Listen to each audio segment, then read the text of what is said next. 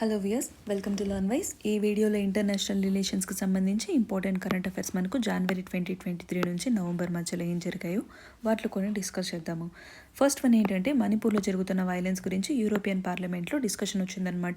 So ఇక్కడ religious minorities మీద ఏదైతే అట్రాసిటీస్ జరుగుతున్నాయో ఆ వైలెన్స్ని వెంటనే ఇండియా ఆపాలి అని చెప్పింది అనమాట. సో దీనికి రిప్లైగా ఇండియా కూడా ఇది మా ఇంటర్నల్ మ్యాటర్, మీరు జోక్యం చేసుకోవద్దు అని చెప్పింది. సో మణిపూర్ ఒకసారి మనం స్ట్రాటజికల్గా చూస్తే ఇక్కడ ఉంది చూడండి. నార్త్ సైడ్ ఏమో నాగాలాండ్ ఉంది, సౌత్ సైడ్ ఏమో మిజోరం ఉంది, ఈస్ట్లో ఏమో మయన్మార్ ఉంది, వెస్ట్లో ఏమో అస్సాం ఉంది. ఓకే, సో మణిపూర్లో ఇంతకీ వైలెన్స్ ఎందుకు జరుగుతుంది అంటే, సో మణిపూర్ మనము స్ట్రాటజికల్గా ఒకసారి తీసుకుంటే హిల్లీ ఏరియాస్ ఉంటుంది అండ్ వ్యాలీస్ ఉంటాయి అన్నమాట. సో ఈ హిల్లీ ప్రాంతాలలో నాగా అండ్ కుకీ ట్రైబ్స్ ఉంటారు. వీళ్ళు ఓవరాల్గా 40% ఉంటారనమాట, ఇద్దరు కలిపి. ఓకే, వీళ్ళు ఏంటంటే క్రిస్టియన్స్. వ్యాలీస్లో ఏమో మేతీస్ ఉంటారు. మేతీస్ ఏంటంటే 60% ఉంటారు, వీళ్ళు హిందూస్. సో మేతీస్ ఆబ్వియస్గా ఎక్కువ పర్సంటేజ్ ఉన్నారు కాబట్టి వీళ్ళకి అసెంబ్లీలో కూడా సీట్స్ ఎక్కువగా ఉంటాయి అన్నమాట. సో ఏమైందంటే ఏప్రిల్లో మణిపూర్ హైకోర్టు స్టేట్ గవర్నమెంట్కి ఒక డైరెక్షన్ ఇచ్చిందనమాట. ఏంటంటే ఈ మైతీ కమ్యూనిటీని మీరు ట్రైబల్ స్టేటస్ ఇవ్వండి అని చెప్పిందనమాట. సో ఈ ట్రైబల్ స్టేటస్ ఇవ్వండి అని ఈ జడ్జ్మెంట్ ఏదైతే ఇచ్చిందో దానికి అగేన్స్ట్గా ఈ నాగా అండ్ కుకీ ట్రైబ్ వాళ్ళు ఏం చేశారంటే కోర్టు దగ్గర వచ్చి ప్రొటెస్ట్ చేయడం జరిగింది. సో ఆ ప్రొటెస్ట్ కాస్త ఇంపాల్ట్ దగ్గరకు వచ్చి ఇది వైలెన్స్కు దారితీసి చాలా బ్రూటల్గా మారిపోయింది.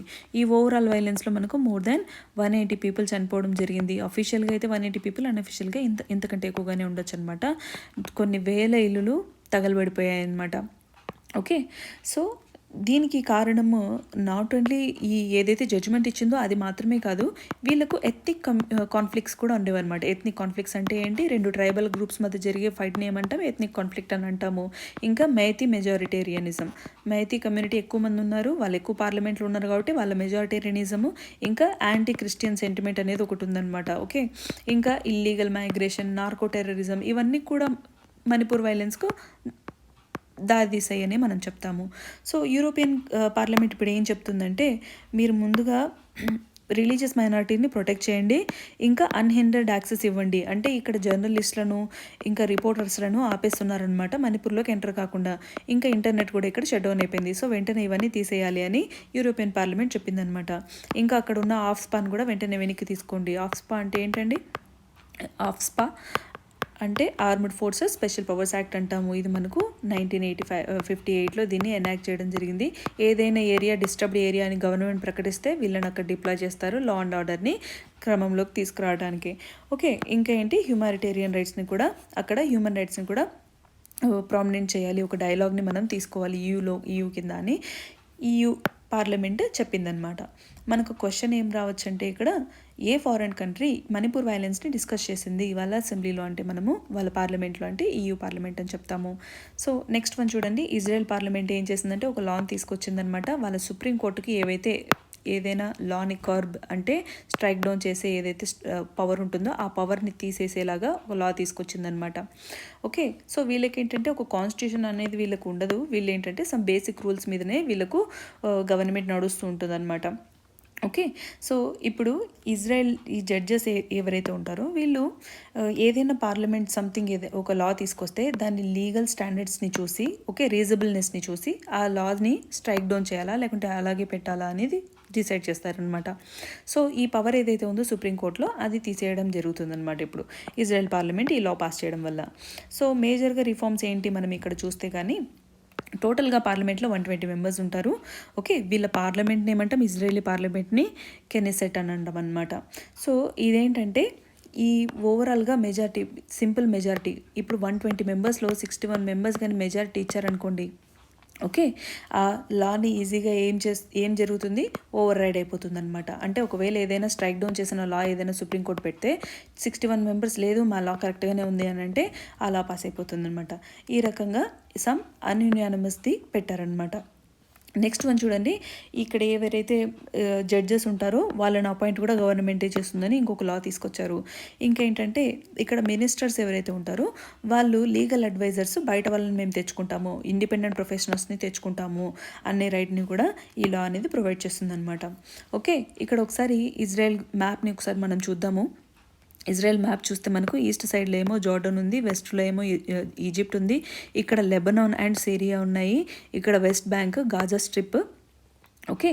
సో ఇంకా ముందు ముందు కూడా మనము ఇజ్రాయెల్ గురించి చాలానే డిస్కస్ చేస్తాము. సో ఏ పార్లమెంట్ సుప్రీంకోర్ట్ పవర్స్ని కర్బ్ చేసింది అంటే ఇజ్రాయెల్ పార్లమెంట్ అని చెప్తాము.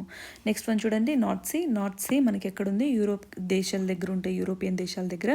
ఒకసారి ఇక్కడ చూస్తే దిస్ ఇస్ ద నార్త్ సీలో ఏంటంటే అక్కడ యూకే పిఎం రీసెంట్గా ఏం చెప్పారంటే మేము డ్రిల్లింగ్ అనేది స్టార్ట్ చేస్తాము మా కాంటినెంటల్ షెల్ఫ్ దగ్గర అని చెప్పారనమాట. ఇక్కడ ఏంటంటే జెనీవా కన్వెన్షన్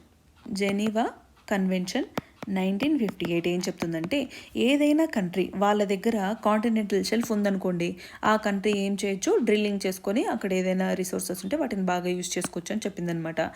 కాంటినెంటల్ షెల్ఫ్ అంటే ఏంటంటే ఫర్ సపోజ్ ఇక్కడ ఒక కంట్రీ ఉందండి, ఇది కంట్రీ ల్యాండ్ అనుకోండి, ఇది సీషోర్. సో ఈ సీషోర్ తర్వాత ఇలా వచ్చే ప్రాంతం ఏమంటామంటే కాంటినెంటల్ షెల్ఫ్ అంటాము. తర్వాత ఇంకా ఈ కింద మనం ఏమంటాం? దీన్ని అబీస్ అంటాము. అంటే ఇదంతా ఓషన్. ఓకే. సో ఈ కాంటినెంటల్ షెల్ఫ్ ఏదైతే ఉందో ఆ కాంటినెంటల్ షెల్ఫ్లో ఆ కంట్రీ ఏం చేయొచ్చు? డ్రిల్లింగ్ అనేది చేసుకోవచ్చు.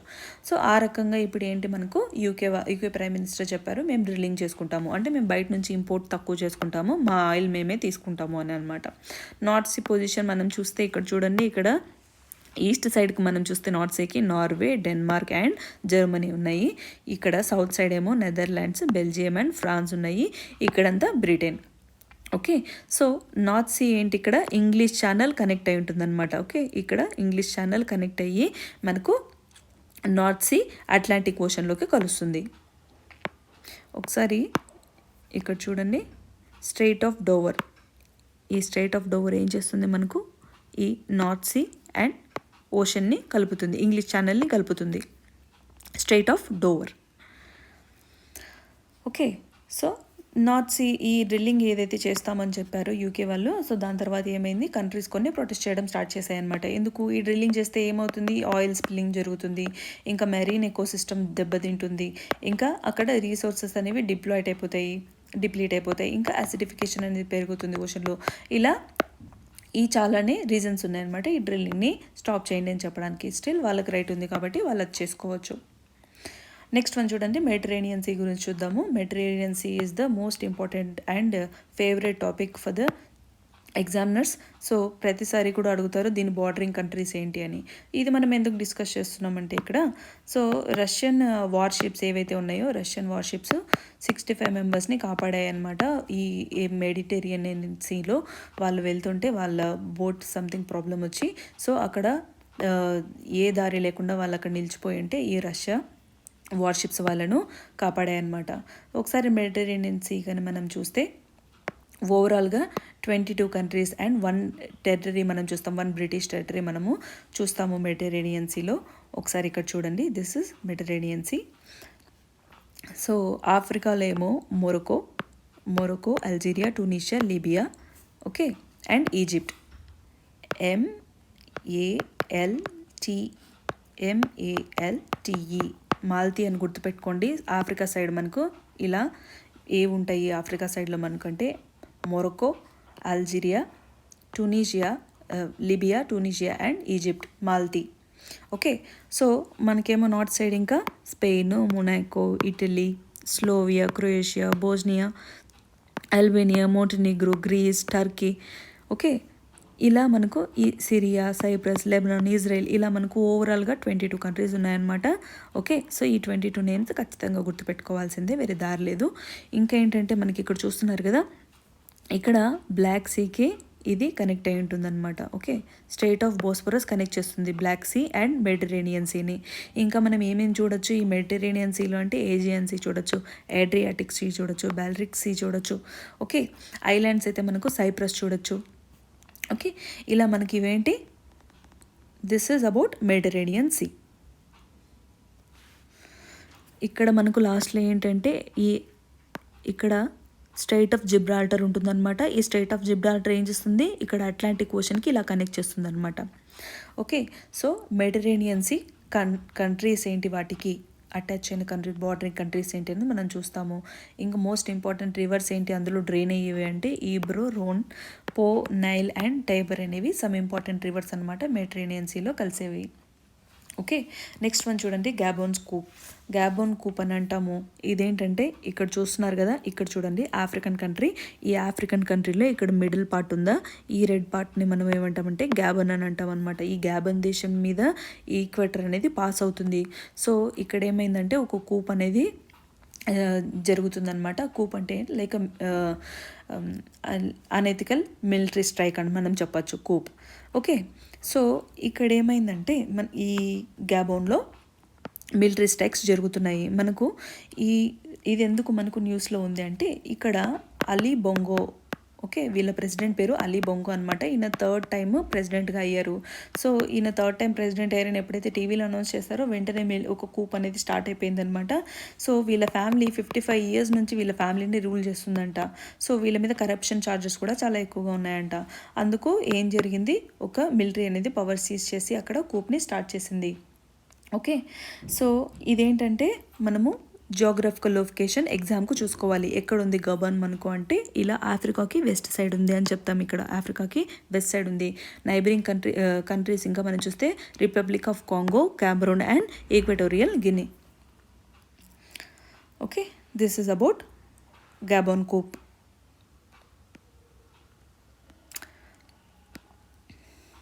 నెక్స్ట్ వన్ చూడండి, ఫుకుషిమా న్యూక్లియర్ పవర్ ప్లాంట్ ఏమైందంటే జపాన్ గవర్నమెంట్ చెప్పిందనమాట, మేము 1 million metric tons 30 years వరకు వాటర్ని మేము పసిఫిక్ ఓషన్లో వదులుతాము అని చెప్పారనమాట. సో ఇక్కడ ఏంటంటే న్యూక్లియర్ పవర్ ప్లాంట్ నుంచి ఫుకుషిమా న్యూక్లియర్ పవర్ ప్లాంట్ ఏదైతే ఉందో అది ఏంటి, ఇక్కడ ఉంది కదా ఫుకుషిమా దైచి అని. ఈ ఫుకుషిమా దైచి వాటర్ని మేము రిలీజ్ చేస్తామని గవర్నమెంట్ చెప్పిందనమాట. సో దీనికి అగేన్స్ట్గా ఈ చుట్టుపక్కల ఏవైతే ఈ సౌత్ కొరియా కానీ ఇంకా చైనా కానీ, ఓకే, సో డిఫరెంట్ కంట్రీస్ అన్ని చుట్టుపక్కల ఉండే కంట్రీస్ అన్ని కూడా ఏం చేశారు, ప్రొటెస్ట్ చేస్తారు అన్నమాట. లేదు మీరు అలా వదలకూడదని. సో ప్రాబ్లం ఏంటి, వీళ్ళు ఎందుకు వదలకూడదు అనేది ఒకసారి మనం చూద్దాము. సో ఈ న్యూక్లియర్ పవర్ ప్లాంట్ ఏదైతే ఉంటుందో ఆ న్యూక్లియర్ పవర్ ప్లాంట్ రన్ అయ్యేటప్పుడు ఏంటి మనకు, సో పవర్ ప్లాంట్ రియాక్టర్స్ని ఎప్పుడు కూల్ చేస్తూ ఉండాలి, కూలింగ్ అనేది ఉండాలి వాటికి. లేకుంటే అవి ఏంటి టెంపరేచర్ పెరిగిపోయి ఏమైతే బ్లాస్ట్ అయ్యే అవకాశాలు ఉంది. కాబట్టి సో వాటర్ని రిలీజ్ చేస్తారనమాట. కంటిన్యూస్గా వాటర్ రిలీజ్ అనేది ఉంటుందన్నమాట రియాక్టర్లను కూల్ చేయడానికి. ఆ కూల్ అయిపోయిన తర్వాత ఏమవుతాయి, అది బాగా కంటామినేట్ అయిపోయి ఉంటాయి కదా. సో ఆ కూలింగ్ వాటర్లో ఏముంటాయంటే ఇప్పుడు రేడియో ఐసోటోప్స్ ఉంటాయి అనమాట. సో ఈ వాటర్ని ఇప్పుడు తీసుకెళ్ళి ఓషన్లో వదిలితే ఏమవుతుంది, అక్కడున్న ఫిషింగ్ అంతా చనిపోతాయి, ఫిషెస్ చనిపోతాయి, లైవ్లీహుడ్ దెబ్బతింటుంది. ఓకే, ఇక్కడ లైవ్లీహుడ్కే ప్రమాదం వచ్చే అవకాశం ఉంది. సో ఏవైతే రేడియో ఐసోటోప్స్ ఉన్నాయో అందులో మేజర్ థింగ్ ఏంటంటే మేజర్ది ట్రిటియం అని చెప్తాము. Okay, tritium. ఈ ట్రిటియం T12 అంటే దాని లైఫ్ టైం ఏంటంటే 13 years వరకు కూడా ఇది యాక్టివ్గా ఉంటుందన్నమాట. సో గవర్నమెంట్ ఏం చెప్తుంది, మేము ట్రీట్ చేసే వాటర్ని వదులుతాము అని చెప్తుందన్నమాట సముద్రంలోకి. స్టిల్ ఎంత వదిలినా కూడా ఇదేంటంటే బ్లడ్లో బాగా కలిసిపోతుందన్నమాట. అది ట్రేస్ చేయడానికి కూడా చాలా కష్టంగా ఉంటుంది. సో అందుకు ఈ తైవాన్, చైనా, సౌత్ కొరియా వీళ్ళందరూ కూడా వాళ్ళ కన్సర్న్ని ఇది ఒక కన్సర్న్గా అపోజ్ చేస్తున్నారనమాట. So this is Fukushima Daiichi. ఇక్కడ చూడండి Fukushima Daiichi and Daini. So Daiichi, okay, మనం ఇప్పుడు డిస్కస్ చేసి దైచి గురించి. ఓకే, ఇది 2011లో ఒక ఎర్త్క్వేక్ వచ్చింది ఇక్కడ. ఆ ఎర్త్క్వేక్ వల్ల ఏమైందంటే పెద్ద సునామీ వచ్చిందనమాట. ఆ సునామీ ఏం చేసింది, ఈ వేవ్స్ని ఇక్కడ దగ్గరలోనే ఉంది కదా, పక్కనే ఉంది ఈ న్యూక్లియర్ రియాక్టర్ కాబట్టి ఈ ప్లాంట్ని టచ్ చేయడం వల్ల ఏమైందంటే అక్కడ పవర్ సప్లై అనేది ఆగిపోయిందనమాట. సో పవర్ సప్లై ఆగిపోతే ఏమైంది, అక్కడ కూల్ చేయడానికి రియాక్టర్స్లను ఇక్కడ వాటర్ సప్లై అనేది లేదు. సో వాటర్ సప్లై లేనందుకు ఆ రియాక్టర్స్ ఏమైపోయాయంటే టెంపరేచర్ పెరిగిపోయి పేలిపోయాయి అనమాట. అదో పెద్ద డిజాస్టర్ జరిగింది. ఫుకుషిమా దైచి డిజాస్టర్ అని మనం చూడొచ్చు. Okay, so this is about Fukushima water, nuclear power plant water. Next one చూడండి, ఇంకా ఎలాగో జపాన్ గురించి మాట్లాడుతున్నాం కాబట్టి జపాన్లో రీసెంట్గా వచ్చిన అర్త్క్వేక్ గురించి ఇక్కడ పెట్టేశాను. సో ఇదేంటి మనకు January 1 ఒక అర్త్క్వేక్ వచ్చింది 7.5 magnitudeతో. ఎక్కడ అంటే ఇషికావా అనే ప్రాంతం అనమాట. ఓకే, ఇషికావా ఎక్కడుంది, ఇక్కడ మనం ఇక్కడ చెప్తామన్నమాట. జపాన్లో మనం ఇక్కడ చెప్తాము ఇషికావా అని. సో ఇషికావాలో పెద్ద భూకంపం వచ్చింది. సో చాలామంది ప్రాణాలతో తప్పించుకున్నారనే చెప్తాము. ఎందుకంటే జపాన్ గవర్నమెంట్ చాలా అలర్ట్లో ఉందన్నమాట. వీళ్ళకు 1 meter హైట్తో వీళ్ళకు సునామీ అనేది వేవ్స్ అనేవి చూడడం జరుగుతాయి. సో ఎందుకు వీళ్ళకు జపాన్ వాళ్ళకి ఎక్కువగా మనము ఈ ఈ ఎర్త్ క్వేక్స్ కానీ సునామీస్ కానీ చూస్తామంటే వాళ్ళు ఎక్కడ ఉన్నారంటే రింగ్ ఆఫ్ ఫైర్ ప్రాంతంలో ఉన్నారని చెప్తాము. సో ఇక్కడ చూడండి, this is called ring of fire. So ఇదేంటంటే ఇక్కడ 400 యాక్టివ్ వోల్కనోస్ ఉంటాయన్నమాట. 400 యాక్టివ్ వోల్కనోస్ ఉంటాయి ఇక్కడ. ఓకే, సో మనకు ఈ వోల్కానో అనేది ఎప్పుడైతే ఇక్కడ బద్దలవుతుందో ఆర్ ఇక్కడ ఎప్పుడైనా కూడా మనకు మామూలుగా ఎర్త్ క్వేక్ ఎప్పుడు స్టార్ట్ అవుతుంది ఈ ఓషన్లో మనం ఎప్పుడు చూస్తామంటే ఒక కాంటినెంటల్ షెల్ఫ్, ఓకే, ఒక కాంటినెంటల్ షెల్ఫ్ ఇంకో కాంటినెంటల్ షెల్ఫ్కి ఇలా టచ్ అయ్యి స్ట్రైక్ అయ్యి మూవ్ అయ్యాయి అనుకోండి. సో అప్పుడు ఏమవుతాయి, ఓకే, ఒకటి పైకి వెళ్తుంది ఒకటి లోపలికి వెళ్తుంది. ఇలా మనకి స్ట్రక్ అయితే ఏమవుతుంది, ఒక మూమెంట్ ఎనర్జీ అనేది రిలీజ్ అవుతుంది అనమాట. ఆ రిలీజ్ ఆఫ్ ఎనర్జీ ఏమవుతుంది, ఒక ఎక్కువ స్పీడ్లో రిలీజ్ అయితే దాన్నే మనం ఏమంటాము, ఎర్త్ క్వేక్ అని చెప్తాము. సో ఈ రిలీజ్ అయిన ఎనర్జీ వల్ల ఏమవుతుంది, పెద్ద పెద్ద వేవ్స్ ఫామ్ అవుతాయి. సో దాన్నే మనము సునామీ అంటాము. ఓకే, సో ఇలాంటివి జరిగే అవకాశాలు ఈ పసిఫిక్ ఓషన్లో, ఎస్పెషల్లీ ఇక్కడ ఈక్వేటర్ పసిఫిక్ ఓషన్ మనం ఉంది కదా, ఇక్కడ ఎక్కువగా ఉంటాయి అన్నమాట. 400 వోల్కనోస్, యాక్టివ్ వోల్కనోస్ మనం ఇక్కడ చూస్తాము. Okay, this is about ring of fire. And జపాన్లో మనకి ఎక్కడ వచ్చింది అని అంటే ఇషికావా అని చెప్తాము. ఆ ప్రాంతం ఏంటి, ఇషికావా ప్రాంతంలో. ఓకే, సో నెక్స్ట్ వన్ చూద్దాము, ISRO rocket debris. So ISRO ఏం చేస్తుందంటే ఒక నావిగేషన్ శాటిలైట్ని ఆకాశంలోకి పంపించిందనమాట. పిఎస్ఎల్వి రాకెట్ తీసుకెళ్ళింది దాన్ని. సో ఆస్ట్రేలియన్ గవర్నమెంట్ ఏం చేసిందంటే ఈ ఆస్ట్రేలియాలో ఇక్కడ పెర్త్ అని అంటాము ఇక్కడ. ఓకే, ఈ ఆస్ట్రేలియాలో ఇది పెర్త్. ఇక్కడ మన ఇస్రో రాకెట్కు సంబంధించి ఒక పార్ట్ వచ్చి పడింది అనమాట. ఇక్కడ ఉంది చూడండి, ఈ పార్ట్ వచ్చి పడింది. సో ఫస్ట్లో వాళ్ళకి తెలియలేదు ఎవరిదని, మళ్ళీ చూస్తే దాన్ని డీటెయిల్గా అది ఇండియాకు సంబంధించింది అని. సో ఇస్రో కూడా కన్ఫర్మ్ చేసింది అనమాట, అవును అది ఇండియాకు సంబంధించింది అని చెప్పిందనమాట. సో ఇదేంటంటే మనకు ఇక్కడ మనము convention on international liabilities for causing damages by space objects 1972 అని ఒక కన్వెన్షన్ గురించి మనం చెప్పుకుంటాము. ఈ కన్వెన్షన్ ప్రకారం ఏంటంటే ఏదైనా ఒక కంట్రీ వాళ్ళకు సంబంధించి రాకెట్ కానీ ఏదైనా పంపిందనుకోండి ఆకాశంలోకి, సో ఆ పంపిన ఈ ఏదైతే ప్రాసెస్ ఉంటుందో దాని తర్వాత ఆ ప్రాసెస్ వల్ల ఏదైనా కంట్రీ ఎఫెక్ట్ అయిందనుకోండి, సో ఇప్పుడు ఏంటి ఇక్కడ మనకు రాకెట్ వచ్చి ఇక్కడ సీషోర్ దగ్గర పడిపోయింది. Okay, Perth Australia, west side of Australia Perth దగ్గర పడిపోయింది. అదే ఇది ఏ సిటీలోనో పడింది అనుకోండి, ఆ సిటీకి డ్యామేజ్ జరిగితే ఆ డ్యామేజ్ కాస్ట్ ఏదైతే ఉందో అదంతా కూడా ఎవరి రాకెట్ అయితే ఇది ఎవరికి సంబంధించిందో, ఏ కంట్రీకి సంబంధించిందో వాళ్ళు అక్కడ డ్యామేజ్ అనేది ఫుల్ఫిల్ చేయాలన్నమాట. వాళ్ళ జరిగిన ఆ డ్యామేజ్ని, కాస్ట్ని కంపెన్సేషన్ పే చేయాలన్నమాట. Okay, so this is about debris in Australia. ఇంకా మనం చూస్తే ద ఔటర్ స్పేస్ ట్రీటీ అని ఇంకొకటి చూస్తాము. ఇది మనకు యునైటెడ్ నేషన్స్ 1967లో అడాప్ట్ చేసుకుంది. ఇదేంటంటే మనం స్పేస్ ఏదైతే ఉందో, స్పేస్ అంటే మన స్పేస్ ఏదైతే ఉందో, ఓకే, ఆకాశం పైన అంతా. సో ఇందులో మనము రాకెట్స్, ఈ శాటిలైట్స్ ఇవన్నీ కూడా పెడుతుంటాం కదా. సో ఆ పెట్టేదే కాక ఓన్లీ అవి మాత్రమే, వాటి పని మాత్రమే కాదు, వాటి పనిలో జరిగే భాగంగా చాలా ఏంటంటే పార్ట్స్ కొన్ని సక్సెస్ అవ్వచ్చు లేదా కొన్ని ఫెయిల్యూర్ అవ్వచ్చు. ఓకే, ఆ ఫెయిల్యూర్ అయిపోయినవి కొన్ని, వాటి టైం అయిపోయినవి అయినా కూడా అవి అలాగే స్పేస్లో తిరుగుతూ ఉంటాయి అన్నమాట. ఓకే, ఇక్కడ చూడండి, దీన్నే మనం ఏమంటాము, ఓకే, ఈ మనకు యూజ్ లేకుండా తిరిగేవి వాటినన్నిటిని స్పేస్ డెబ్రిస్ అని అంటాము. సో ఈ మనకు యునైటెడ్ నేషన్స్ ఏం చేసింది, ఔటర్ స్పేస్ ట్రీటీ అనేది ఒకటి ఫామ్ చేసిందనమాట. దీన్ని ఏంటంటే మనం ఏదైతే ఈ ఔటర్ స్పేస్ ఉందో మనము హ్యూమన్స్ వెల్ఫేర్ కోసం మనం దీన్ని వాడుకుందాము. అంటే ఇప్పుడు మనకు ఏదైతే యుఎస్ వాళ్ళ ఐఎస్ స్టేషన్ ఉందో, ఓకే, ఇంటర్నేషనల్ స్పేస్ స్టేషన్ ఏదైతే ఉందో, వీళ్ళు అక్కడ న్యూక్లియర్ పవర్ ఏదైనా కూడా, న్యూక్లియర్ మిసైల్ కూడా వీళ్ళు ఇన్స్టాల్ చేసుకోవచ్చు. ఏదైనా ఒకవేళ యూఎస్కి సంబంధించి కంట్రీ ఏదైనా ఫర్ సపోజ్ యూఎస్ రష్యా పైకి వదలాలనుకుంటే డైరెక్ట్ వాళ్ళ ఐఎస్ నుంచి రిలీజ్ చేయొచ్చు. కానీ ఇలా మనము న్యూక్లియర్ పవర్కి వాడుకోకూడదు. ఓకే, దీన్ని హ్యుమానిటీ మంచి కోసం దీన్ని వాడుకోవాలి. హ్యూమన్స్ ఈ ప్లానెట్స్ గురించి, ఈ ఎవల్యూషన్ గురించి దీనికోసం మనం వాడుకోవాలని ట్రీటీ చెప్తుందనమాట. ఇంకేంటంటే ఈ హార్మ్ఫుల్ కంటామినేషన్ ఏదైతే ఉంటుందో, అంటే ఏదైనా రాకెట్ ఒకవేళ పైకి వెళ్ళి మళ్ళీ తిరిగి వచ్చేటప్పుడు ఏం జరుగుతుంది, కంటామినేషన్, అవుటర్ సర్ఫేస్ కంటామినేషన్ అనేది జరుగుతుంది కదా. అంటే బయట ఉండే వైరస్ ఏదైనా పొరపాటుగా మళ్ళీ దేశంలోకి తీసుకురావచ్చు, అర్త్లోకి తీసుకురావచ్చు అనేది జరుగుతుందో, ఇది జరగకుండా మనం ఆపాలి. ఇంకా ఏంటంటే మన సెలిస్టియల్ బాడీస్ అంటే లైక్ మన మూన్ కానీ ఈ దగ్గర దగ్గర అర్త్ చుట్టూ ఉండే సెలిస్టియల్ బాడీస్ ఏవైతే ఉంటాయో వాటికి ఎలాంటి హాని జరగకుండా పెట్టడం కానీ, ఇంకా ఫర్ సపోజ్ ఏదైనా కంట్రీ కన్సల్టేషన్ ఒకవేళ వాళ్ళ శాటిలైట్ ఏదైనా కమ్యూనికేషన్ తెగిపోయింది అనుకోండి, వెంటనే పక్క దేశాలలో ఉండే శాటిలైట్కి సంబంధించి ఇన్ఫర్మేషన్ తీసుకొని ఒకరికొకరు కమ్యూనికేషన్ హెల్ప్ తీసుకోవడం కానీ, లేకుంటే ఎవరైనా ఆస్ట్రోనాట్ ఉన్నారనుకోండి, ఒక కంట్రీ ఆస్ట్రోనాట్, సో ఆ ఆస్ట్రోనాట్ ఇబ్బందిలో ఉంటే వెంటనే పక్క దేశంలో ఉండే వాళ్ళు ఎవరైనా కూడా దగ్గరలో ఉన్న కంట్రీ ఏదైనా కూడా ఆస్ట్రోనాట్కి హెల్ప్ చేయడం కానీ, గైడ్ చేయడం కానీ, ఇవన్నీ కూడా ఏంటంటే మనకు ద అవుటర్ స్పేస్ ట్రీటీలో మనం ఇవన్నీ చూస్తామన్నమాట. Okay, so this is about the space treaty. ఒకరికొకరు హెల్ప్ చేసుకోవడానికి యుఎన్ మనకు ఈ స్పేస్ ట్రీటీ అనేది తీసుకొచ్చింది. నెక్స్ట్ వన్ చూడండి, ఎర్త్ క్వేక్ ఇన్ నేపాల్. మనం చూస్తాము నేపాల్లో ఎర్త్ క్వేక్ వచ్చిందనమాట. This is called the epicentre. Epicentre ఏంటంటే ఇప్పుడు ఎర్త్ ఉంది, సో ఎక్కడైతే మనకు ఎర్త్ క్వేక్ స్టార్ట్ అవుతుందో ఆ పాయింట్ ఏమంటాము, ఫోకస్ అని అంటాము. ఆ పాయింట్కి స్ట్రైట్గా ఉండే పాయింట్ ఏమంటాము, ల్యాండ్ పైన అంటే ఎపిసెంటర్ అంటాం అనమాట. ఓకే, సో ఇక్కడ మనకు ఎర్త్ క్వేక్ చూస్తాము.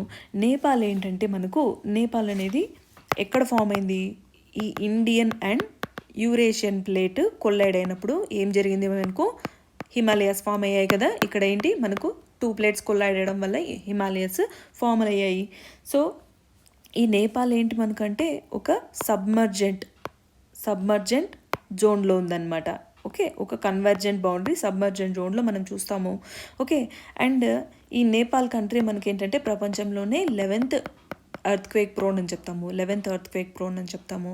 సో ఎప్పుడైనా నేపాల్లో ఒకవేళ భూకంపం వస్తే వెంటనే ఈ న్యూఢిల్లీలో కూడా మనం చూస్తామన్నమాట ఎర్త్ క్వేక్. ఈ ట్రెమర్స్ ఏవైతే ఉంటాయో అవి ఇక్కడ కూడా మనం చూస్తాము. Okay, so this is about earth quake in Nepal.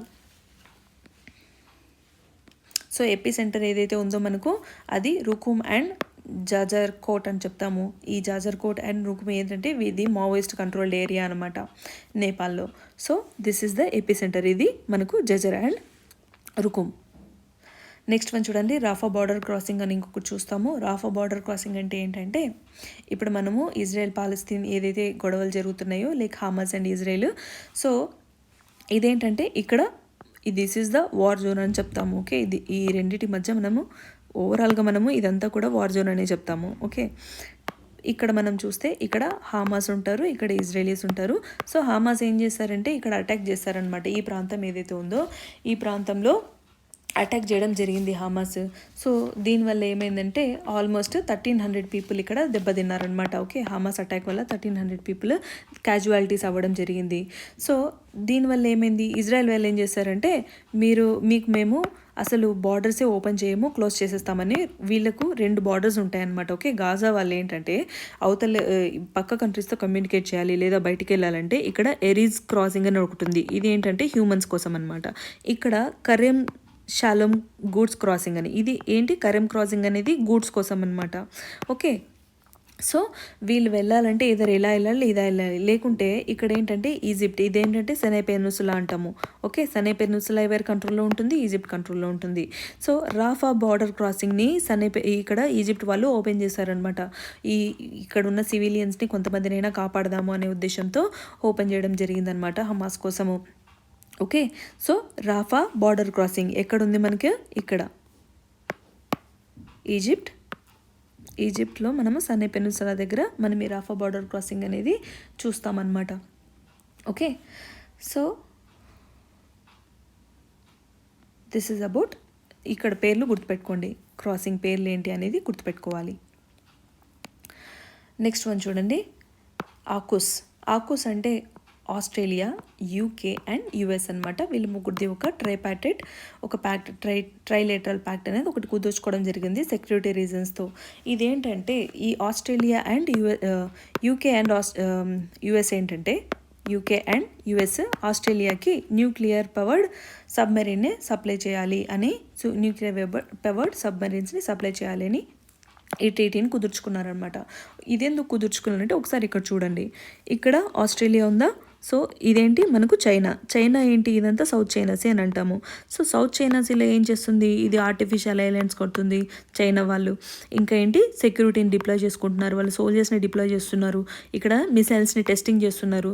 So China ఆధిపత్యం ఇక్కడంతా కూడా స్ప్రెడ్ అవుతుంది అనే ఉద్దేశంతో ఆస్ట్రేలియా దగ్గర ఏంటంటే న్యూక్లియర్ పవర్డ్ సబ్మెరీన్స్ లేవన్నమాట, నార్మల్ సబ్మెరీన్స్ ఉన్నాయి వీళ్ళ దగ్గర.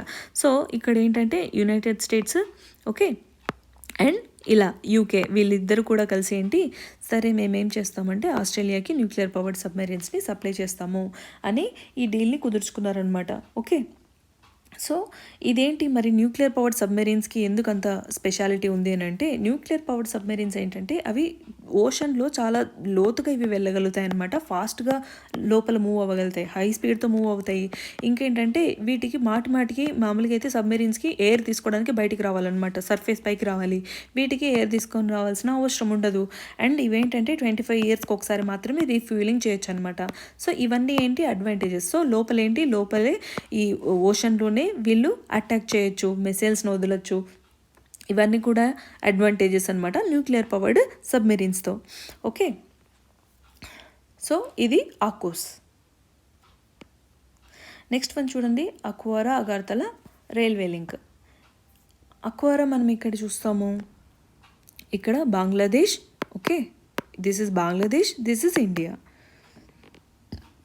ఓకే, సో ఇదేంటంటే ఒక రైల్వే లైన్ని గవర్నమెంట్ వేస్తుందన్నమాట. ఇక్కడ ఉంది చూడండి, ఈ చిన్న రైల్వే లైన్ని గవర్నమెంట్ వేస్తుందన్నమాట, funded by totally Indian government. ఇదేంటంటే 12 కిలోమీటర్స్ అరౌండ్. ఓకే, సో ఈ రైల్వే లైన్ని వేయడం వల్ల మనకి ఏమవుతుందంటే, ఇప్పుడు మనం ఒకవేళ ఇక్కడ అగర్తలా వెళ్ళాలనుకోండి, త్రిపురకు రావాలంటే ఇక్కడ కోల్కతా నుంచి ఇక్కడ సిలిగుడి కార్నర్ అంటాం కదా, డార్జిలింగ్ దగ్గర సిలిగుడి కార్నర్ నుంచి మళ్ళీ ఇక్కడ అస్సాం నుంచి ఇలా రావాల్సి వస్తుంది అనమాట. ఒకవేళ ఈ రైల్వే ట్రాక్ వేస్తే మనకి ఏమవుతుంది, 10 అవర్స్ అనేవి మనకు ఓవరాల్గా సేవ్ అయిపోతాయి అనమాట. ఓకే, సో ఈ ఉద్దేశంతో మనకు బంగ్లాదేశ్ అండ్ ఇండియన్ గవర్నమెంట్ ఇద్దరు కలిసి కూడా ఏంటి ఈ రైల్వే ట్రాక్ వేయడానికి ఒప్పుకున్నారనమాట. ఓకే, సో దీనివల్ల ఏమవుతుంది, ఇక్కడ చిట్టగాంగ్ పోర్ట్ ఉంది కదా, ఈ చిట్టగాంగ్ పోర్ట్ ద్వారా కూడా మనము సౌత్ ఈస్ట్ ఏషియాలోకి వెళ్ళడానికి ఈజీ అవుతుంది. ఓకే, సో ఇది మన ఓవరాల్ గూడ్స్ని క్యారీ చేయడానికి, ఇక్కడ నుంచి ఇక్కడికి గూడ్స్ క్యారీ చేయడానికి కూడా మనకు చాలా టైం సేవ్ అవుతుంది అనమాట. Okay, this is about Agartala railway link.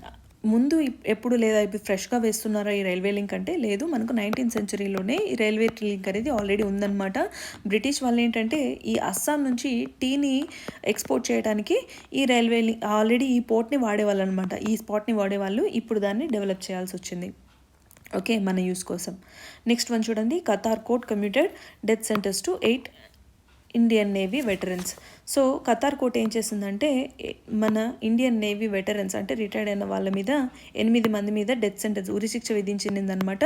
ఎందుకు అని అంటే వీళ్ళను స్పైగా అని వాళ్ళు అనుకున్నారనమాట. ఓకే, ఎలా అంటే వీళ్ళందరూ ఏంటంటే ఏఐ దహారా గ్లోబల్ టెక్నాలజీ కన్సల్టెన్సీ సర్వీసెస్లో వీళ్ళు పనిచేస్తున్నారనమాట. వీళ్ళు ఏంటంటే ఈ ఖతార్ సబ్మెరీన్స్ డెవలప్ చేయడానికి స్మాల్ స్టెల్త్ సబ్మెరీన్స్ వీళ్ళు హెల్ప్ చేసేవాళ్ళు, ప్రాజెక్ట్ని చేసేవాళ్ళు అనమాట.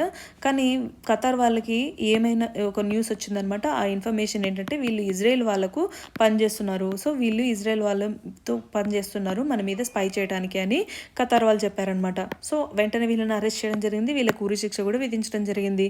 సో తర్వాత డిప్లొమాటిక్ టైస్ వల్ల మన Qatar and Indian diplomatic ties and discussions వల్ల ఏమైంది, ఆ కమ్యూనికేషన్ అయిపోయింది అనమాట. అంటే ఆ డెత్ సెంటెన్స్ని ఆపేయడం జరిగింది, దాన్ని ఏదర్ తగ్గిస్తారు లేదా దాన్ని చేంజ్ చేస్తారనమాట, సివియరిటీ ఆఫ్ ద పనిష్మెంట్ని చేంజ్ చేసే అవకాశం ఉందన్నమాట. ఓకే, సో మనం చూస్తే ఇండియా నుంచి ఖతార్లో 7 lakh ఇండియన్స్ ఉన్నారు. మనకు ఇయర్లీ కూడా ఏంటంటే $750 million ఖతార్ నుంచి ఇండియాకు రెమిటెన్స్ వస్తుందన్నమాట. సో ఇండియా అండ్ ఖతార్ అనేది చాలా గొప్ప రిలేషన్షిప్. మానిటరీ వైజ్ మనం చూస్తే రెమిటెన్స్ వైజ్ ఖతార్ అండ్ ఇండియాకు చాలా ఎక్కువగా ఉందన్నమాట. ఓకే, ఏ కంట్రీ మనకు ఇండియన్ నేవీ వెటరన్స్కి శిక్ష విధించింది అంటే ఇట్స్ ఖతార్. నెక్స్ట్ వన్ చూడండి, India Iran Armenia trilateral treaty. So ఇదేంటి మనకు అంటే ఇప్పుడు ఇండియా ముంబై నుంచి ఇక్కడ రష్యా మాస్కో వరకు గూడ్స్ ట్రాన్స్పోర్ట్ చేయడానికి ఇది మనకు ఈజీ అవుతుంది అని మనకు INSTC అని చెప్తాము, అంటే international north south transport corridor అంటాం అనమాట. ఓకే, సో ఈ కారిడార్ మనకు ఎందుకు ఉంది అని అంటే ఈ క్యాపిటల్ మనకు ఇక్కడ చూస్తే సో ఈ ఓవరాల్ గోల్ ఏంటి ఈ ట్రీటీకి అంటే మనకు ఈ ట్రాప్టల్కి అంటే ఇది ఒక కనెక్టివిటీ అండ్ ట్రేడ్ ఇంప్రూవ్ చేయడానికి, ఇంకా మేజర్ సిటీస్ ఏవైతే ఉన్నాయో ఆ మేజర్ సిటీస్ అన్నింటినీ కూడా కలపడానికి ఈ ఏదైతే రూట్ ఉందో చాలా ఇంపార్టెంట్ అని చెప్తారనమాట. ఒకసారి ఇక్కడ చూడండి, ఇక్కడ ముంబై, జయదాన్, టెహరాన్, బాకు, ఆస్ట్రఖాన్, మాస్కో. సో మనకు ఒకవేళ అడిగితే నార్త్ నుంచి సౌత్కి సిటీస్ని ఒకసారి మేజర్ సిటీస్ని కనెక్ట్ చేయండి, ఎలా కనెక్ట్ చేయొచ్చు, పేర్లు ఏంటి అని అడగచ్చు. ఓకే, INSTC అనే రూట్ అనమాట ఇది. Okay, corridor. సో ఫస్ట్ ఏంటంటే ఇందులో ఇరాన్, ఇండియా, రష్యా 2002లోనే దీనిలో సైన్ చేసి పెట్టుకున్నారనమాట ఆల్రెడీ ఈ ట్రీటీని. సో ఇండియా నుంచి మనం ఇలా రూట్ని ఫామ్ చేసుకోవాలని. తర్వాత లేటర్ మనకి ఇప్పుడు ఏంటంటే అర్మేనియా జాయిన్ అయింది. ఓకే, సో అర్మేనియా మనం చూస్తే ఇక్కడ అర్మేనియా ఉందా, అర్మేనియాకు మనకు లెఫ్ట్ సైడ్ ఏమో మనకి ఏముంది, టర్కీ ఉంది. ఇక్కడ టర్కీ, వెస్ట్ సైడ్లో టర్కీ, సౌత్లో ఏమో ఇరాన్, నార్త్లో ఏమో Georgia, Azerbaijan. Okay, so Armenia bordering countries.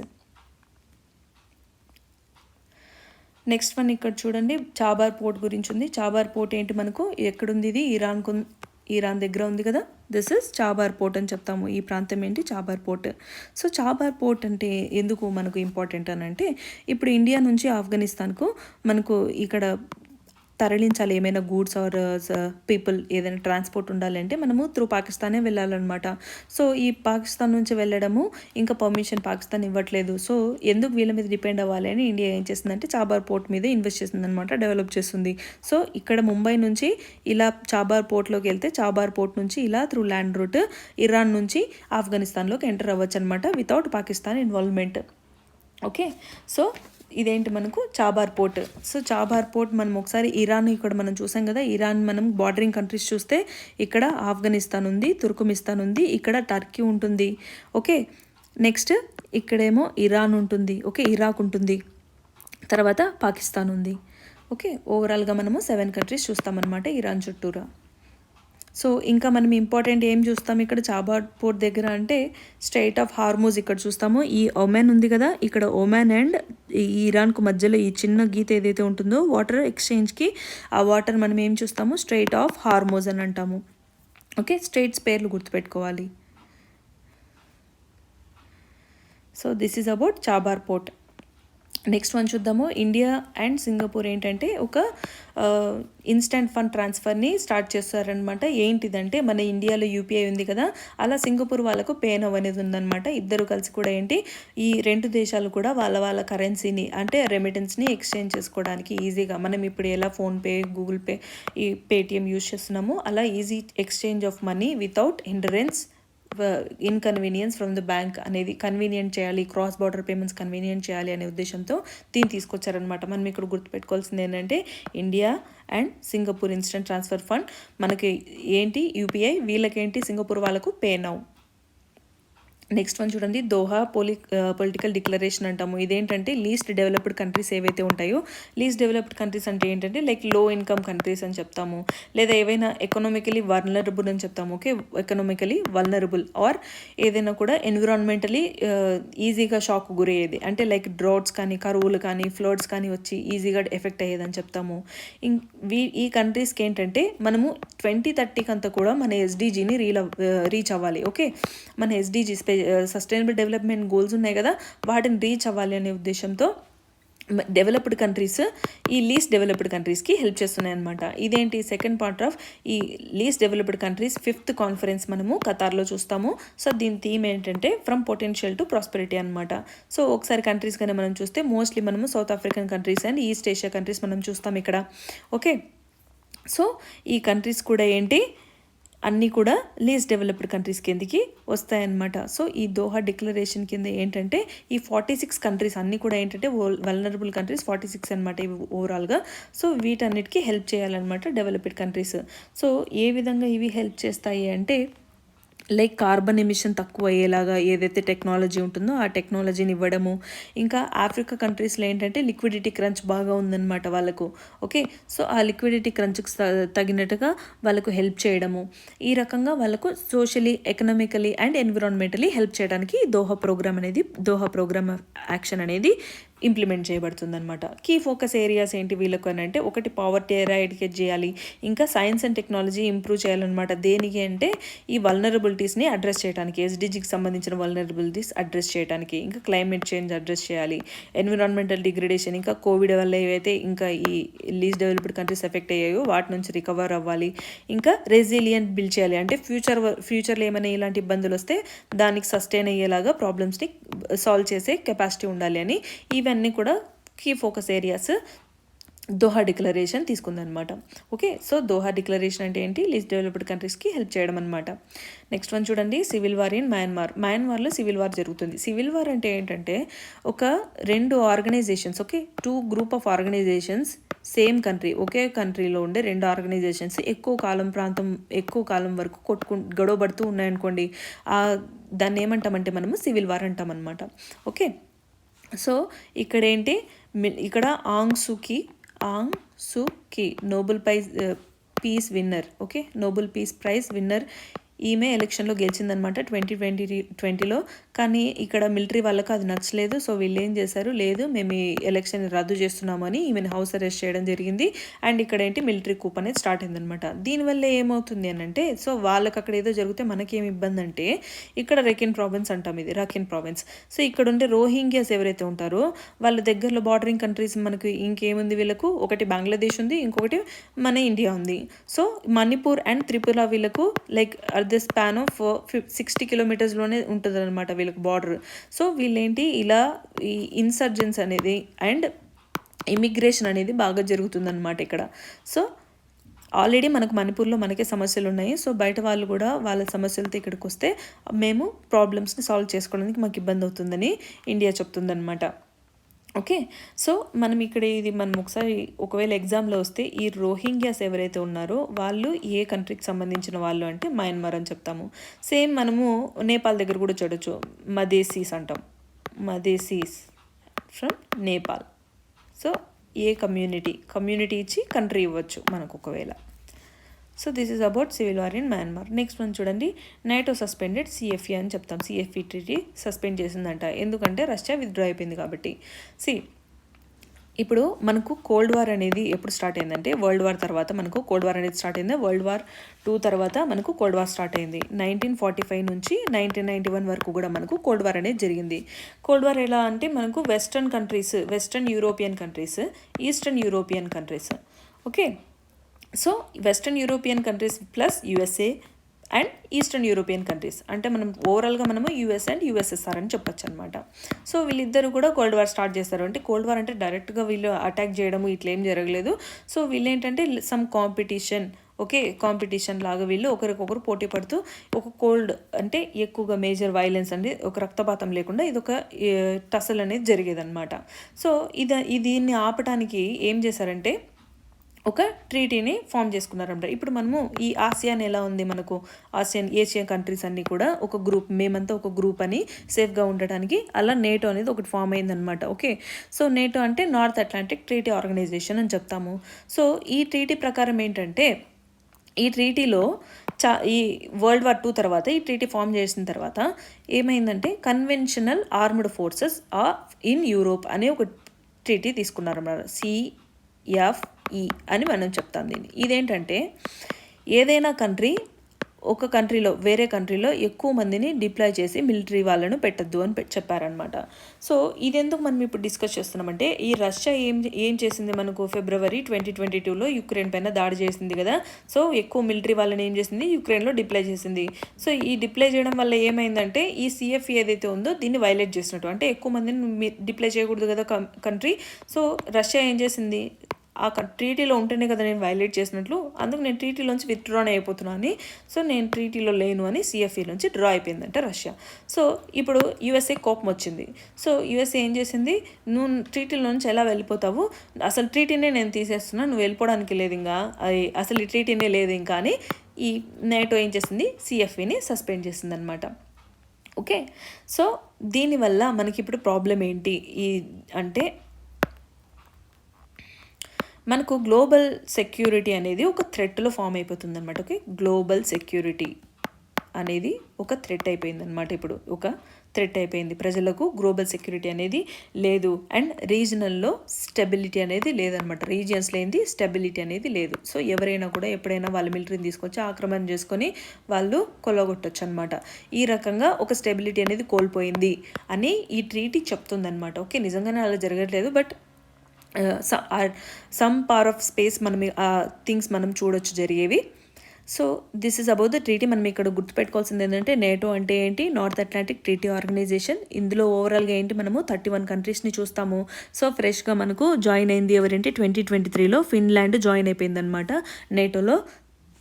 31st member in the NATO అని మనం చెప్తాము. Okay, so last number is Finland. Head quarters మనకి ఎక్కడ చూస్తామంటే బెల్జియంలో చూస్తామన్నమాట. నెక్స్ట్ వన్ చూడండి, హౌతీ ఇన్సర్జెన్సీ గురించి మనం చూస్తాం. హౌతీ ఇన్సర్జెన్సీ ఏంటంటే యెమెన్లో రెబల్స్ ఉంటారనమాట. ఓకే, ఈ మిలిటెంట్స్ ఉంటారు, వీళ్ళను సపోర్ట్ కూడా చేస్తుంది అనమాట. గవర్నమెంట్ వీళ్ళకి సపోర్ట్ కూడా ఉంటుంది. సో వీళ్ళు ఏం చేస్తున్నారంటే ఈ రెడ్ సీ రూట్ ఏదైతే ఉందో ఆ రెడ్ సీ రూట్ ఇక్కడ మనం చూస్తున్నాము. Okay, so this is Yemen ఇక్కడ ఉందా. సో ఈ రెడ్ సీ రూట్ ఏదైతే ఉందో ఈ రూట్లో నుంచి ఈ గల్ఫ్ ఆఫ్ ఏడెన్లోకి ఇవి ఏవైతే పాస్ అవుతున్నాయో వీటిని ఇక్కడ అడ్డుకొని వీళ్ళు అటాక్ చేస్తున్నారు అనమాట, హౌతీ రెబల్స్. ఓకే, సో అందుకు మనకి ఇది న్యూస్లో ఉంది.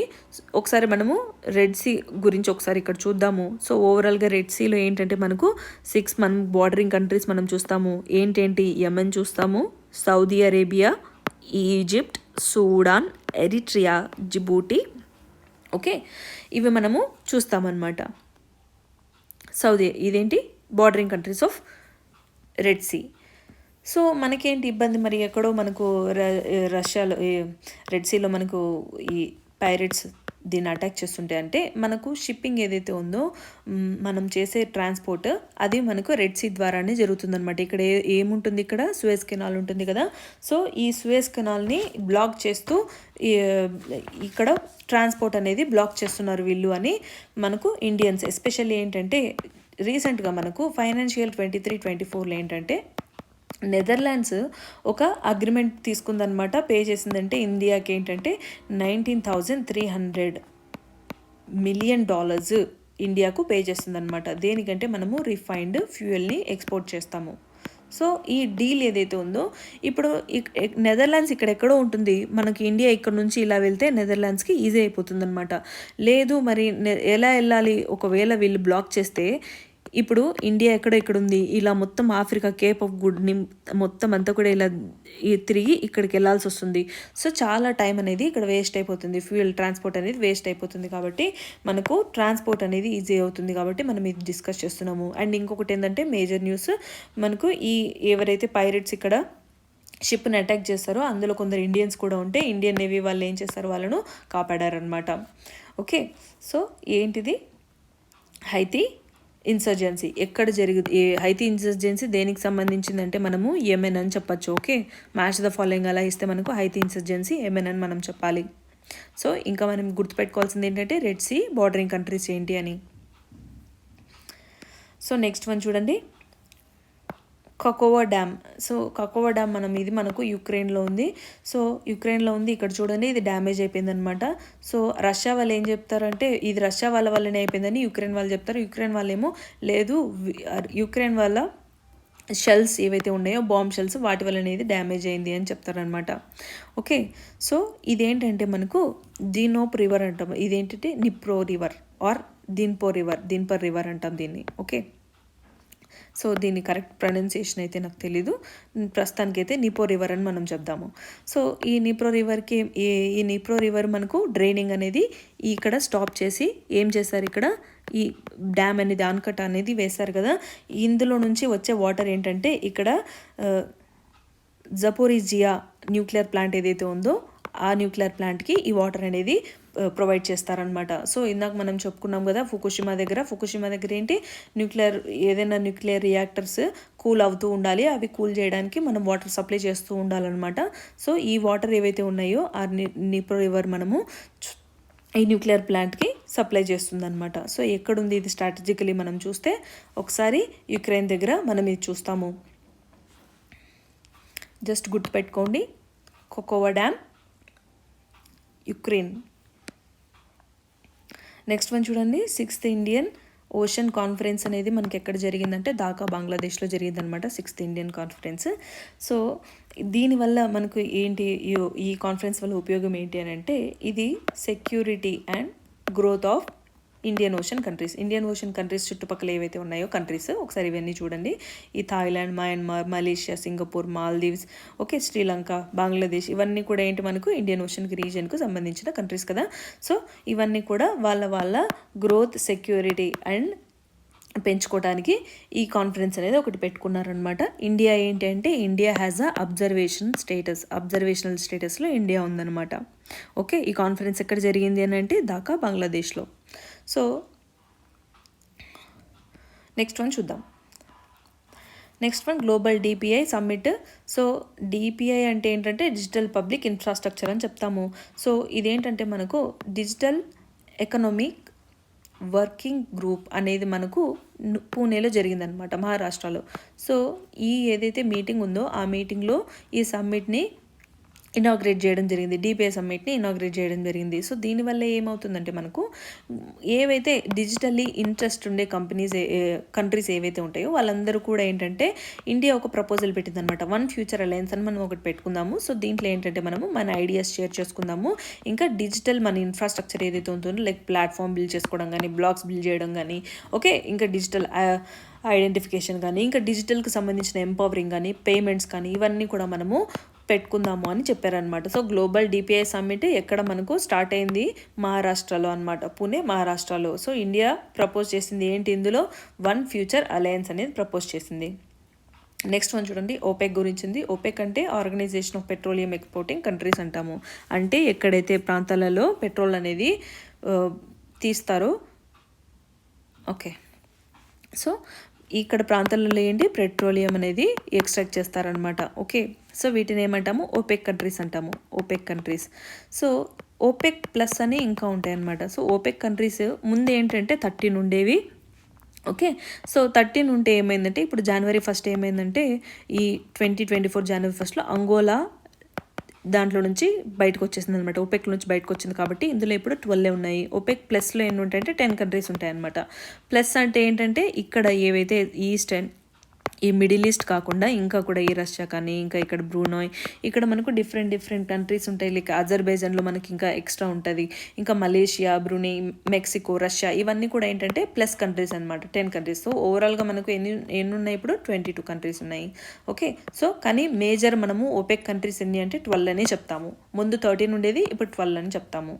ఓకే, సో ఈ కంట్రీస్ ఏంటంటే వీళ్ళు అసలు ఈ ఓపెక్ ప్లస్ ఫామ్ అవ్వడానికి రీజన్ ఏంటి అని అంటే ఇప్పుడు షేల్ గ్యాస్ అనేది ఏదైతే ఉందో షేల్ గ్యాస్ అది యూఎస్లో బాగా దీని రిజర్వ్స్ ఉన్నాయన్నమాట. సో ఈ రిజర్వ్స్ ఉండడం వల్ల ఏమైంది, ఈ క్రూడ్ ఆయిల్ ప్రైస్ అనేది బాగా పడిపోవడం జరిగింది. సో అందరూ కూడా షేల్ గ్యాస్ షిఫ్ట్ అయిపోతుంటే ఈ ఓపెక్ కంట్రీస్ అనేవి ఏం చేశారంటే లేదు ఇలా ఉంటే మన డామినెన్స్ అనేది ఉండదు అని వీళ్ళు ఏం చేస్తారు, ఇంకా కూడా ఏవైతే డిఫరెంట్ ప్రాంతాలలో మనకు ఎర్త్లో పెట్రోలియం ఉంటుందో, ఎక్స్ట్రాక్షన్ ఎక్కడైతే జరుగుతుందో ఆ కంట్రీస్ అన్నిటిని కూడా కలుపుకొని మీరు కూడా రండి అని ప్లస్ 10 కంట్రీస్ అన్ని కలిసి ఓపెక్ 10 కంట్రీస్ ఓపెక్ ప్లస్ అయ్యాయి అనమాట. ఓకే, సో వీళ్ళేంటంటే ప్రొడక్షన్ కాస్ట్ని మనం కట్ చేద్దాము 2024 వరకు కూడా అని దీన్ని ఎక్స్టెండ్ చేశారనమాట. ఎందుకు ఇదంటే ఎప్పుడైనా మనకు ఒక సప్లై తక్కువ ఉందనుకోండి, ఏదైనా ఒక ప్రోడక్ట్ సప్లై తక్కువ ఉంది, ప్రొడక్షన్ తక్కువ ఉందనుకోండి, దాని ప్రైస్ ఏమవుతుంది, ఆటోమేటిక్గా ఇంక్రీజ్ అవుతుంది కదా. సో ప్రైస్ అనేది ఇంక్రీజ్ చేయాలి అంటే మనకి ఏంటంటే ఈ గ్లోబలీ ఎకనామిక్ బ్యాలెన్స్ అనేది స్లో డౌన్ అవ్వకుండా మనం చూసుకోవాలి అనే ఉద్దేశంతో ఏంటి ప్రొడక్షన్ మేము తగ్గిస్తాము, ప్రైస్ అనేది పెంచుతాము అని ఇక్కడ చెప్పారనమాట. ఓకే, ఒక డెసిషన్ తీసుకోవడం జరిగింది ఇక్కడ. సో ఓపెక్ కంట్రీస్ ఓవరాల్గా మనకు 13 ఉండేవి, ఇప్పుడేంటి అంగోలా అనేది రిట్రీవ్ అయిపోయింది కాబట్టి మనం ఓవరాల్గా 12 చూస్తాము. అవేంటి Algeria, UAE, Venezuela, Saudi Arabia, Republic of Congo, Libya, Nigeria, Kuwait, Iran, Iraq, Gabon and Equatorial Guinea అని మనం చెప్తాము. సో ఇవన్నీ ఓపెక్ కంట్రీస్ ఏంటంటే 30% ఆఫ్ వరల్డ్లో ఏదైతే క్రూడ్ ఆయిల్ ప్రొడక్షన్ ఉంటుందో అవి ఇవి చేస్తుంది. సో దీంతోపాటు ఒకవేళ ఓపెక్ ప్లస్ కూడా కలిస్తే, అంటే ఎక్స్ట్రా 10 కంట్రీస్ కూడా కలిస్తే ఓవరాల్గా 40% అవుతుంది అనమాట ప్రొడక్షన్. హైయెస్ట్ మనం చూసినట్లయితే Saudi Arabia is the highest producer అని చెప్తాము. వీళ్ళు ఏంటంటే 10 మిలియన్ బ్యారెల్స్ పర్ డే వీళ్ళు ప్రొడ్యూస్ చేస్తారనమాట. Okay, so this is about current affairs, international current affairs మనకు జనవరి అండ్ నవంబర్ మధ్యలో జరిగినవి. సో ఇంకా ఏంటంటే ఇంకా కూడా చాలా ఉన్నాయి కరెంట్ అఫైర్స్లో డిస్కస్ చేయాల్సినవి. బట్ మేజర్గా మనము డిస్కస్ చేసినవి ఈ ట్రీటీస్, రిలేషన్స్కి సంబంధించి ఇంకా మనం డిస్కస్ చేయాల్సినవి ఓకే సమ్ ఫ్యాక్ట్స్ ఉన్నాయి. అవి ఇలా డిస్కస్ చేయాల్సిన అవసరం ఉండదు, జస్ట్ సమ్ ఫ్యాక్ట్స్. అవి లైక్ మన ఎక్సర్సైజెస్, ఏవైనా కంట్రీ ఎక్సర్సైజెస్ కానీ, ఇంకా సైక్లోన్స్ నేమ్స్ కానీ ఎక్కడెక్కడ వచ్చాయి, ఏ ఊర్లో వచ్చాయి, ఇంకా ఆపరేషన్స్ ఏవైతే మనకి ఆపరేషన్ కావేరి, ఆపరేషన్ గంగా అని, ఇంకా సమ్మిట్స్ ఏవైతే ఉన్నాయి, వీటిని ఎక్స్ప్లెయిన్ చేయాల్సిన అవసరం లేదు కాబట్టి వీటికి సింపుల్గా ఒక ఫ్యాక్ట్ షీట్ అనేది ప్రిపేర్ చేస్తాను. ఓకే, ఇది కూడా తొందరలో టెలిగ్రామ్ లింక్లో ప్రొవైడ్ చేస్తాను. సో ఈ పీడిఎఫ్ కావాలనుకుంటే టెలిగ్రామ్ లింక్ ప్రొవైడ్ చేయడం జరుగుతుంది. అందులో మీరు జాయిన్ అయ్యి పీడిఎఫ్ని డౌన్లోడ్ చేసుకోవచ్చు. Thank you for watching.